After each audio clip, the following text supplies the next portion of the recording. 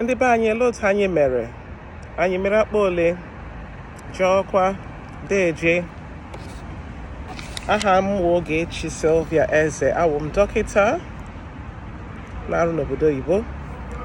Taa wụ June 26, ụbọchị anyị na-ekwu okwu maka ọgwụ a na-ese ese, afịfịa a na-ese ese.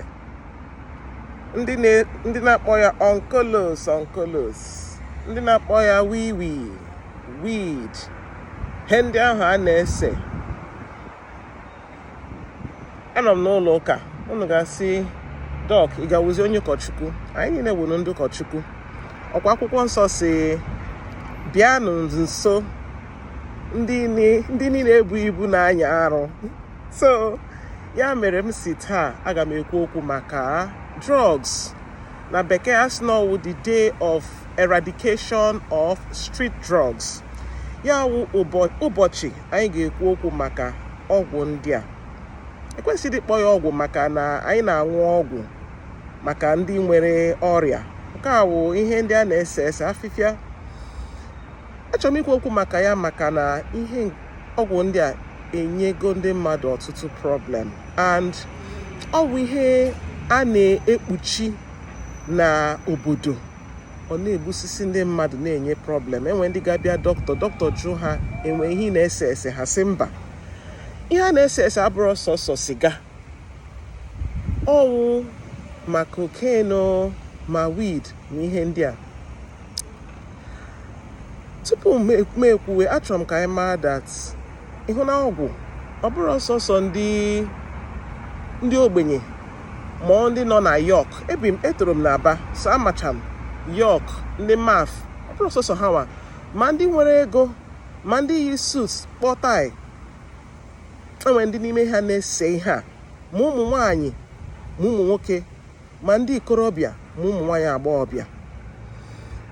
Ọgwụ ndị a enyego nsogbu. Mgbe m nọ na-eto, enwe egwu a nara agụ, akilololololo, ọ bụ onye ara, ọ bụ isi nkụka. Eji onye na-ese ihe ebe isi mebiri ya. Ọ bụrụ sọsọ isi mmebi ka ọgwụ na-eme. Ọgwụ ndị a, enwe ndị na-enye ndị mmadụ stroke, enwe ndị na-enye heart attack, enwe ndị ha wụ ha esecha ya, obi ha na-akụ gugugugugugugugugugu. Ha na-asị obi m. Onye ahụ ama nkuda ume, obi ha na-akụ like that. Before ịma ihe na-eme, onye ahụ abanye cardiac arrest. Onye ahụ nwere ike ịnwụ. Ọ bụrụ ebe enwe ambulance, a ga-akpọ nwa ambulance, enwere ike ịkpọga onye ahụ hospital, enye ya ihe ga-eme ka obi onye ahụ belata, onye ahụ enweta onwe ya. Enwe ndị ga-awụ ha ṅụcha ọgwụ a, isi ha ekopụ, ha ga-amazi ebe ha nọ, ha ebido na-ekwu okwu inyo. Ha na-asị na enwe ihe ha na-ahụ, ma enwe ihe na-agara arịarị ha n'ahụ. Ma enwe ndị ga-asị, hey, lekwa nnụnụ na-abịa. Ị na-asị lekwa nnụnụ nwa, adịghị ihe n'ahụ, because ọgwụ ahụ abaala ha n'ime ụvụrụ, tụgharị ihe niile, ha maazịkwa ebe ha nọ. Nwe ndị ga-awụ ha ṅụcha ọgwụ a, afọ ebido tawa ha. Ha na-enwe serious afọ ọsịsa. Afọ ga na-egbu ha mgbu. Nwee ndị ga-ọwụ ha ṅụcha ya, ebido na-agba ọgbụgba ọbara. N'ụmụ nwoke, ọgwụ ndị a sometimes ọ na-enye erectile dysfunction. N'okwu m kwuru na izuụka gara aga, ekwuru m maka erectile dysfunction. Ya wụ mgbe amụ nwoke adịghị ekunizikwa, ọgwụ ndị a na-enye that problem. Nwekwa ndị ọwụ ga-awụ ha ṅụcha ya, ebido tawa arụ, because ọgwụ abanye ha n'ahụ, obido mebisichawa ihe. Ọgwụ ndị a na-emebi ma liver, ma kidney, ma obi, heart. Then enwekwa ndị ọwụ na-aṅụ ọgwụ a because of stress. That's why ana m asị, ọ dịrọ mma ka anyị na-ata mmadụ ụta. Ọ na mmadụ na ezinụlọ gị na-aṅụ ọgwụ, ị bịa ị na-akọtọsị ya, na-ata ya ụta. Enwe ndị family ga-awụ ha bịa weta apịpịa, na-apịakashi onye ahụ iwu idiot, ihere mee gị. Onye ahụ aṅụọgo ọgwụ ahụ na-enyezi ya problem already. Okwu ọjọọ ahụ ị na-agwa ya, ele otu o ji na-enye onye ahụ aka.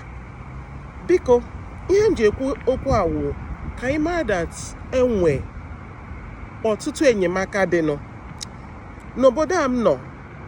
Ijekwuru your doctors, anyị nwecha ebe anyị ga-eme gị refer, a na-akpọ ha drug addiction service. Ekwu addiction mean that onye ahụ ga-aṅụrịrị ọgwụ ahụ ka o nweta onwe ya. Ọ na-aṅụ ọgwụ ahụ, ọ ga-ama ihe ọ na-eme because ahụ onye ahụ ga-neediri ọgwụ ahụ.